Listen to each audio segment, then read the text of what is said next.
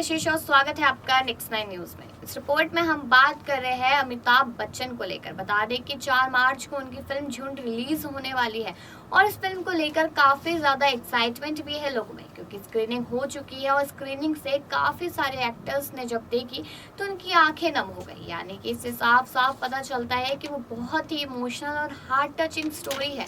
लेकिन आपको बता दें कि इसमें अमिताभ की एक्टिंग ने बहुत ज्यादा ही जान डाल दी है। साथ ही साथ आपको बताते चले कि ये फिल्म जो है वो एक ऐसी है कि यहाँ पर जो पॉइंट आउट किया जा रहा है वो झुग्गी झोपड़ी के झुंड को किया जा रहा है कि लोगों को देखना पड़ेगा कि किस तरीके से वो लोग अपनी ज़िंदगी बिताते हैं और उन्हीं में से कोई कैसे निकलकर देश का नाम तक रोशन कर देता है।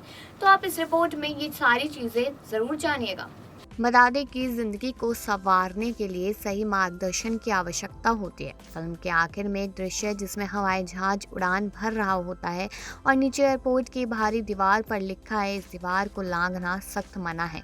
दीवार के उस पार घनी झुग्गी झोपड़ी बसी होती है। नागराज पोटर व्राल मंच लेने झुंड ने जरिए सांकेतिक रूप से झुग्गी झोपड़ी के उन वंचितों की आवाज़ को उठाया है जिन्हें समाज द्वारा थोपी गई बेड़ियों को तोड़ने और आसमान में ऊंची उड़ान भरने का मुश्किल मौका मिलता है। यह फिल्म स्पोर्ट कोच विजय बरसे की जिंदगानी से प्रेरित है, जिन्होंने स्लम सॉकर एनजीओ की स्थापना की है। इस एनजीओ के जरिए विजय ने झुग्गी झोपड़ी के बच्चों में फुटबॉल को फेमस बनाकर उनकी ज़िंदगी को संवारा है। जी हाँ, बताते चले कि कहानी का आरंभ झोपड़पट्टी में रहने वाले युवाओं की गतिविधियों से होता है कि यह झुंड में बाइक पर निकलते हैं और रास्ते में महिलाओं के गले की चैन, राहगीरों के मोबाइल पर हाथ साफ करते हैं, मालगाड़ी से कोयला चुराते हैं, इनमें कोई कूड़ा बीनता है या गांजा भी बेचता है। कुछ को नशे की भी लत होती है। हालांकि पढ़ाई लिखाई के नाम कोई भी 5वीं से ज़्यादा शिक्षित नहीं है, पर हेयर स्टाइल फिल्मी हीरो से कम नहीं है। इस झुंड का नायक डॉन उर्फ अंकुश मसरान है, जिसका पिता शराबी है और माँ घरों में काम करती है। एक बार स्कूल के पिछले गेट से निकलते समय बारिश में स्पोर्ट कोच विजय बोराड़े यानी कि अमिताभ बच्चन झुग्गी झोपड़ी के झुंड को प्लास्टिक के डिब्बे से फुटबॉल खेलते देखते हैं। विजय का रिटायरमेंट करीब होता है। वह इन बच्चों को प्रतिदिन आधा घंटा फुटबॉल खेलने के बदले 500 रुपये देने का ऑफर देते हैं। पैसों के लालच में वे खेलने को राजी हो जाते हैं। फुटबॉल खेलने की लत लगने के पीछे विजय के नेक इरादे होते हैं। खेल से जुड़ने के बाद किस प्रकार इन बच्चों में बदलाव आता है, विजय को अपने मकसद में कामयाब होने के लिए किस प्रकार से दिक्कतों का सामना करना पड़ता है, डॉन का अतीत किस प्रकार से उसके खेल करियर में बाधक बनता है, कहानी इन प्रसंगों के आसार पर दिखाई गई है। 4 मार्च शुक्रवार को सिनेमाघरों में रिलीज होने वाली झुंड की कहानी, स्क्रीन प्ले, डायलॉग और निर्देशन नागराज पोपटराव मंजुले का है। उन्होंने फिल्म में अभिनय भी किया है।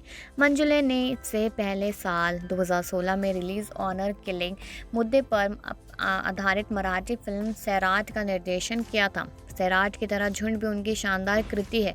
झोपड़पट्टी में रहने वाले लोगों की जिंदगी, उनकी मुश्किलें, सपने, समस्या और उनके प्रति भारी दुनिया को सोचकर नागराज ने बहुत गहराइयों से दर्शाया है। इंटरवल से पहले फिल्म सदैव तरीके से आगे बढ़ती है। झोपड़पट्टी और कॉलेज के बच्चों के बीच स्क्रीन पर फुटबॉल मैच देखते हुए ऐसा लगता है कि वास्तव में मैच चल रहा है। हार जीत को लेकर दर्शकों में बहुत ही एक्साइटमेंट रहती है। दर्शक वर्ग में मौजूद झोपड़पट्टी के लोगों की प्रतिक्रियाओं को बेहद रोचक तरीके से दिखाया गया है। इसी तरह एयरपोर्ट पर डॉन के सिक्योरिटी चेक का सीन बिना डायलॉग बाजी के बहुत कुछ कह जाता है। अजय अतुल द्वारा संगीतबद्ध गाना आया ये झुंड है कर्णप्रिय है।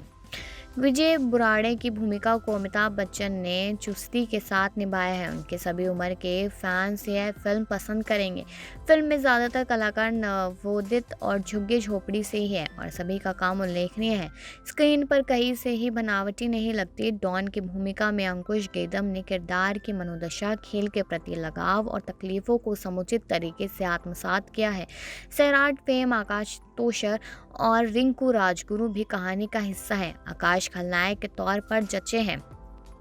यह फिल्म कड़वी वास्तविकता को दर्शाते हुए कहीं हंसाती है तो कहीं झकझोर भी देती है।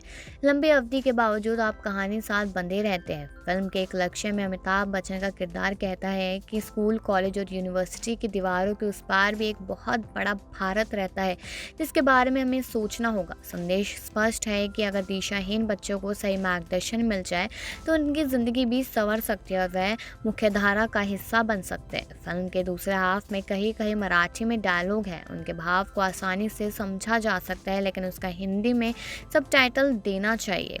जी हाँ, वही आपको बता दें कि अमिताभ बच्चन की ज़िंदगी की जब शुरुआत हुई थी तो उन्होंने भी काफ़ी ज़्यादा स्ट्रगल देखा था, तो वो इस चीज़ को पूरी तरीके से समझ सकते थे कि आखिरकार झुंड का जो टाइटल है और जो उसमें एक्ट करना है वो किस तरीके से उन पर रिलेट हो रहा है। क्योंकि हर किसी की ज़िंदगी में स्ट्रगल तो होता ही है, लेकिन उसके साथ साथ उन चीज़ों से बाहर निकल के कुछ बड़ा करने का मज़ा भी एक अलग ही होता है। तो अमिताभ बच्चन ने इस किरदार को बहुत ही अच्छे तरीके से निभाया है।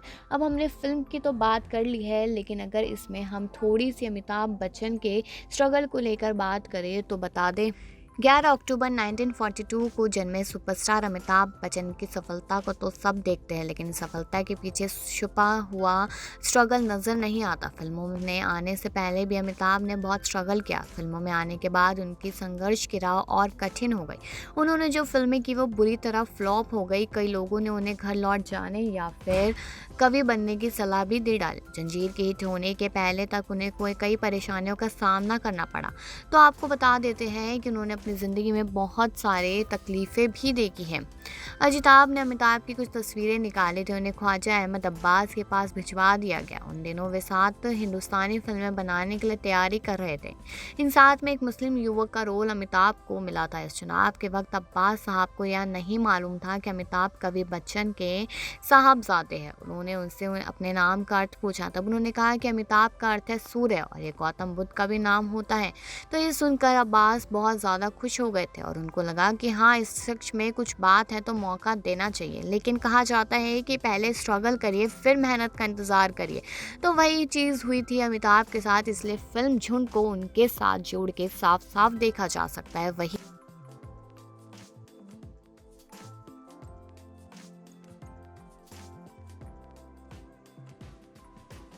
आपने इस रिपोर्ट में चीज सुनी कि अमिताभ की एक्टिंग ने तो कमाल ही कर दिया। 4 मार्च को रिलीज होने वाली है झुंड, और झुंड का मतलब भी आपको इस रिपोर्ट से समझ ही आ गया होगा। लेकिन साथ ही साथ आपको ये भी बताते चले कि ये फिल्म बहुत टाइम से बन रही थी और कोरोना की वजह से रुक गई थी, लेकिन अभी फिल्म जल्द ही रिलीज होने वाली है। तो कितनी एक्साइटमेंट है फिल्म को लेकर, ये कमेंट सेक्शन में जरूर बताएं और बाकी खबरों के लिए देखते रहिए नेक्स्ट 9 न्यूज।